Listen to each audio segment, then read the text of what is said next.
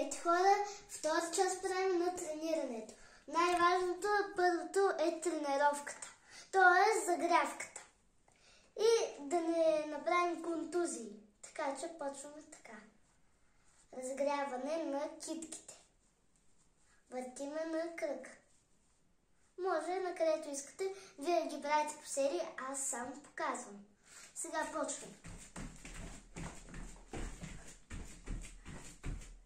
Това не е по серия. Сега упражнението на футболист е така, т.е. ръцете от тук и с левия крак нататък. И сега обратната от тук започваме нататък. Сега почваме с лицевите опори. Аз показвам с една ръка. Вие можете така, както искате, както имате. Така. И най-важното при една ръка трябва да сте разкрачени. Не така, ами ето така. Тази ръка трябва да е така и почвате.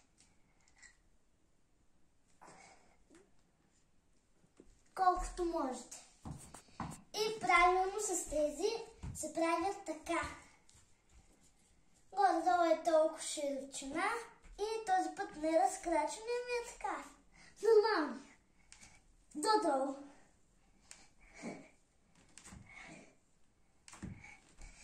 И така.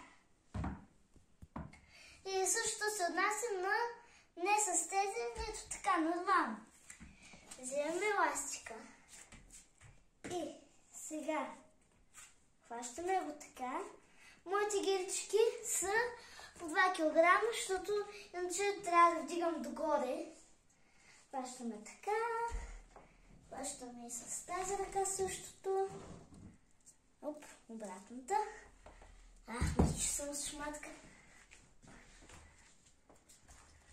Хващаме ги и почвате. Най-важното е дишането. Напълване, издишате.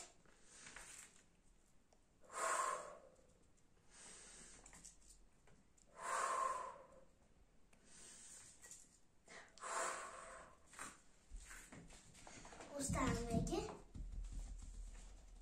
Така, с ластика. Иначе това е трицепса.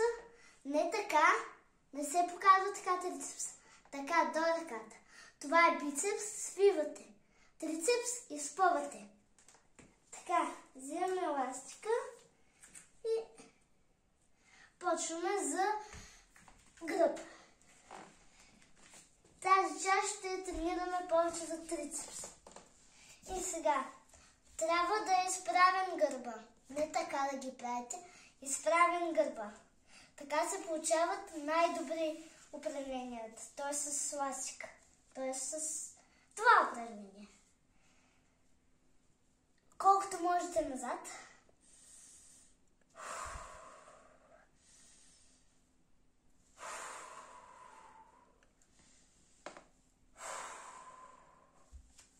Поставяме ластика. Вие правите по серия. Аз само показвам. Така. Вземаме гиричките. И сега казах, че ще наблегнем повече на трицепс. Сядате някъде, където ви е удобно, взимате гиричката и почвате. Ако не можете да изправите и да седнете, правите е така с два пръста, помагате на другата ръка. И вече като сте сигурни, пускате тази ръка и почвате.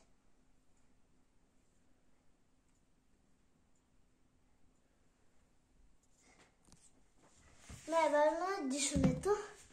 Ако нямате гирички, най-добре е на парно, на стол, където имате, където ви е удобно.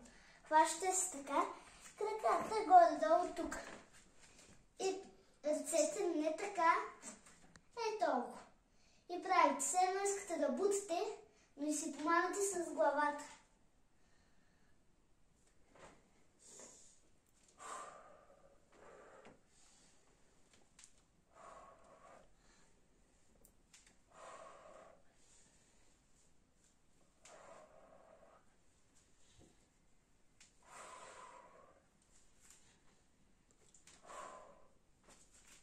Сега вземем ластика и слагате го на лост. Трябва да ви е лоста с такива, да можете да закачите ластика. И хващате ластика. По-добре да не е огледало. Не така да правите, леко наклонени.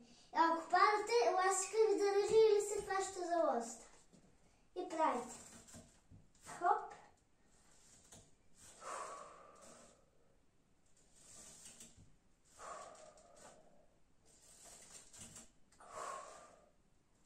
Сега, както се така ластика, почвате вие ги правите по серии и правите.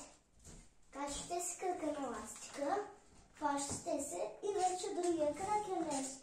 И почвате. Така бързо.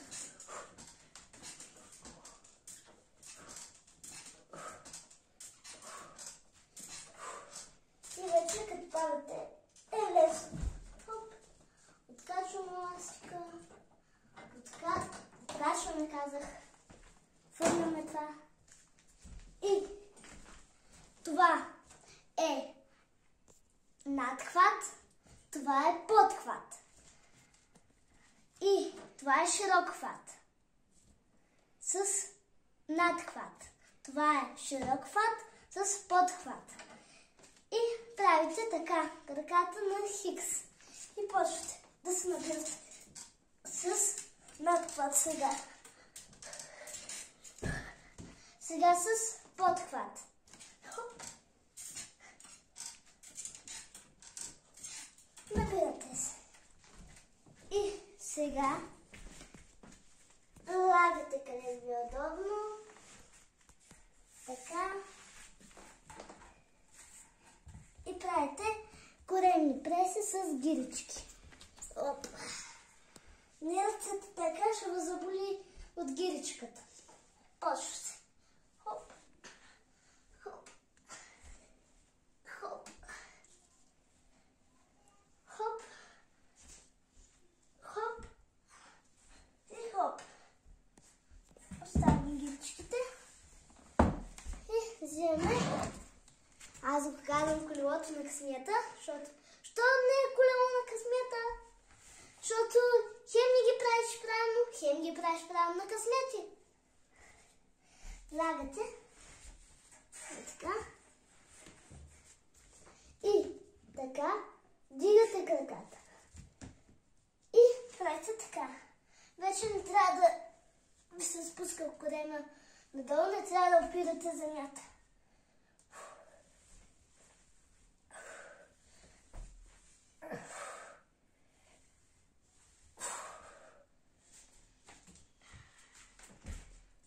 И сега ще ви покажа упражнение за бедро. Нарича се стол. Защото седите все едно на стол. И така. Стоите колкото можете. И това упражнение е за бедра. Много стяга бедрата, особено ако го правите правилно. Сега трябва да имате някаква топка и почвате да медитирате. За малко успокоение на тялото. Хващате се за някъде и почвате да медитирате. Оп, малко падам. Трябва да сте винаги готови за падането, защото имате брат, сестра, който спи, вече сте накарани 100%. Не ме питайте мен. Аз паднах и събудих сестра и така. И чао от мене, ако съберем 100 лайка и 100 абоната, правя трета част. От вас зависи. Чао!